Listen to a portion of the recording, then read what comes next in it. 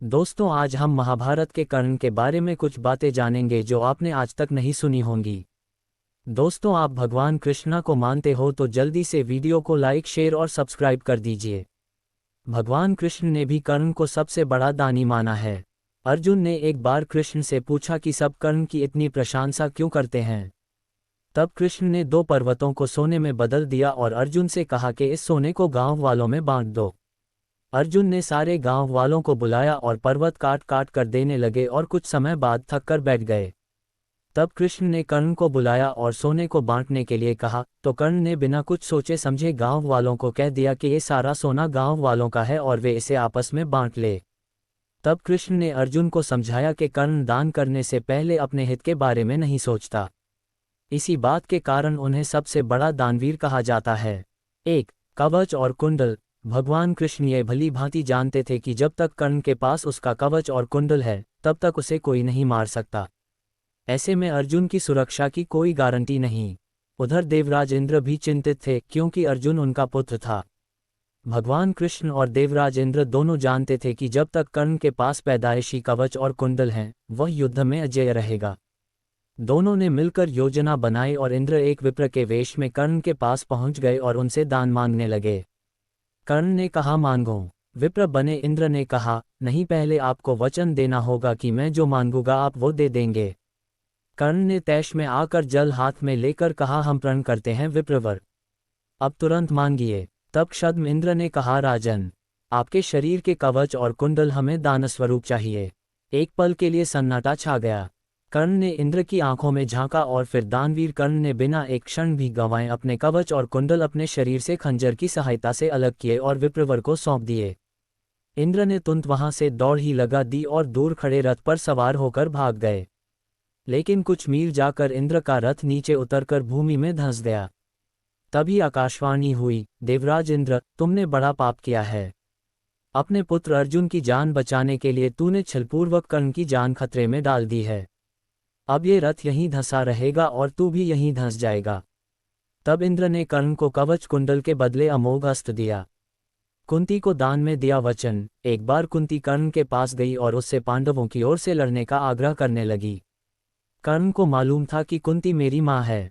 कुंती के लाख समझाने पर भी कर्ण नहीं माने और कहा कि जिनके साथ मैंने अब तक का अपना सारा जीवन बिताया उसके साथ मैं विश्वासघात नहीं कर सकता।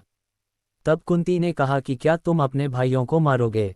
इस पर कर्ण ने बड़ी ही दुविधा की स्थिति में वचन दिया, माते, तुम जानती हो कि कर्ण के यहाँ याचक बनकर आया कोई भी खाली हाथ नहीं जाता, अतः मैं तुम्हें वचन देता हूँ कि अर्जुन को छोड़कर मैं अपने अन्य भाइयों पर शस्त्र नहीं उठाऊंगा। 3. कृष्ण ने ली दान की परीक्षा। जब महाराज युधिष्ठिर इंद्रप्रस्थ पर राज्य करते थे तब वे काफी दान आदि दिया करते थे। पांडवों को इसका अभिमान होने लगा। भीम व अर्जुन ने श्री कृष्ण के समक्ष युधिष्ठिर की प्रशंसा शुरू की कि वे कितने बड़े दानी हैं। लेकिन कृष्ण ने उन्हें बीच में ही टोककर कहा, हमने कर्ण जैसा दानवीर कहीं नहीं देखा। पांडवों को ये बात पसंद नहीं आई। तब कृष्ण ने कहा कि समय आने पर सिद्ध कर दूंगा।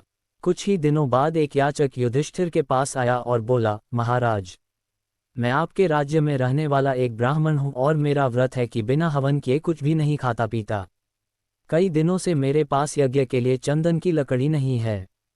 यदि आपके पास हो तो मुझ पर कृपा करें, अन्यथा हवन तो पूरा नहीं ही होगा, मैं भी भूखा प्यासा मर जाऊंगा।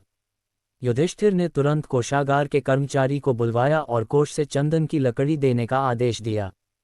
संयोग से कोषागार में सूखी लकड़ी नहीं थी। तब महाराज ने भीम व अर्जुन को चंदन की लकड़ी का प्रबंध करने का आदेश दिया। लेकिन काफी दौड़ धूप के बाद भी सूखी लकड़ी की व्यवस्था नहीं हो पाई।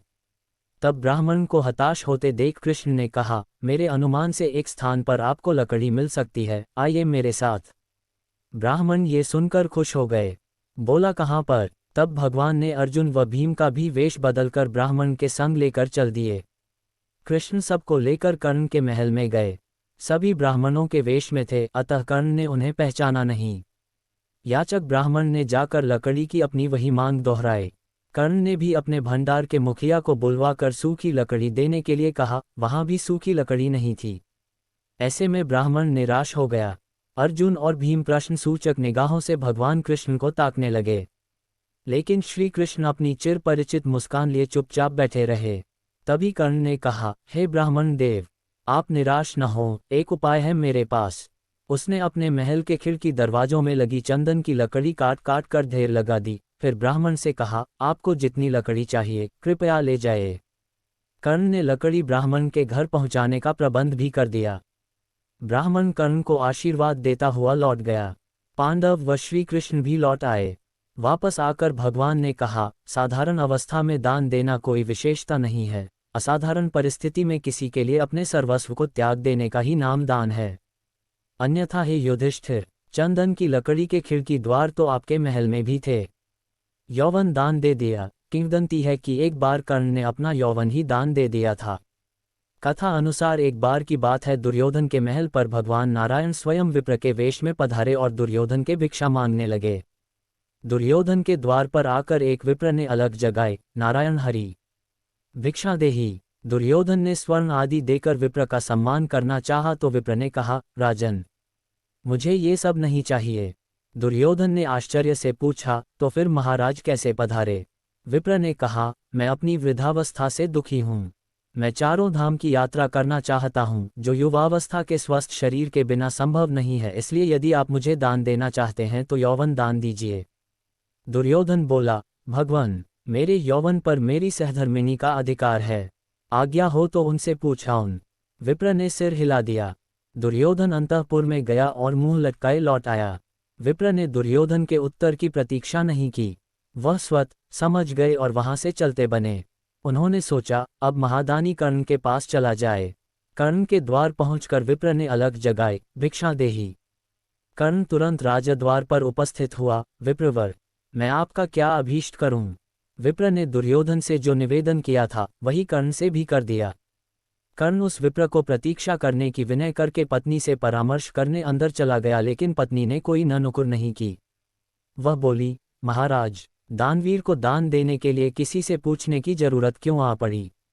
आप उस विप्र को संकोच यौवन दान कर दें। कर्ण ने अविलंब यौवन दान की घोषणा कर दी। तब विप्र के शरीर से स्वयं भगवान विष्णु प्रकट हो गए, जो दोनों की परीक्षा लेने गए थे। सोने के दांतों का दान कर्ण दान करने के लिए काफी प्रसिद्ध था। कहते हैं कि कर्ण जब युद्ध क्षेत्र में आखिरी सांस ले रहा था तो भगवान कृष्ण ने उसकी दानशीलता की परीक्षा लेनी चाहिए। वे गरीब ब्राह्मण बनकर कर्ण के पास गए और कहा कि तुम्हारे बारे में काफी सुना है और तुमसे मुझे अभी कुछ उपहार चाहिए। कर्ण ने उत्तर में कहा कि आप जो भी चाहें मांग लें। ब्राह्मण ने सोना मांगा। कर्ण ने कहा कि सोना तो उसके दांत में है और आप इसे ले सकते हैं। ब्राह्मण ने जवाब दिया कि मैं इतना कायर नहीं हूं कि तुम्हारे दांत तोड़ूं। कर्ण ने तब एक पत्थर उठाया और अपने दांत तोड़ लिए। ब्राह्मण ने इसे भी लेने से इनकार करते हुए कहा कि खून से सना हुआ ये सोना वह नहीं ले सकता। कर्ण ने इसके बाद एक बाण उठाया और आसमान की तरफ चलाया। इसके बाद बारिश होने लगी और दांत धुल गया।